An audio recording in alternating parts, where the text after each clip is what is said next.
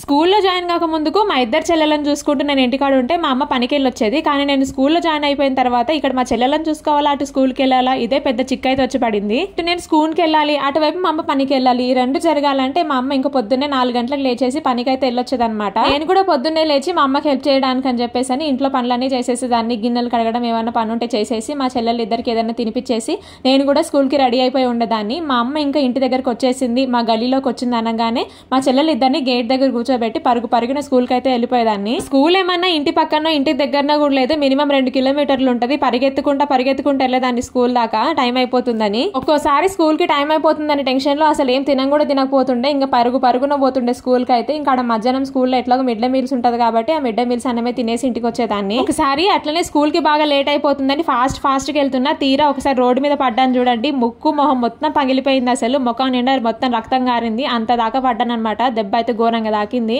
ఇక మళ్ళీ నా ముఖం అయితే మంచిగా జన్మలో చూసుకోలేనేమో అనుకున్నాను. ఆ రేంజ్ లో దెబ్బలు తాకినాయి ఆ రోజు నాకైతే. పిల్లల్ని ఎవరైనా స్కూల్ కి వెళ్ళమంటే ఏడుస్తారు కానీ నన్ను మాత్రం స్కూల్ కు వద్దంటే ఏడుస్తుండే. నేనైతే అంత ఇష్టంగా వెళ్ళేదాన్ని. Continuation next video.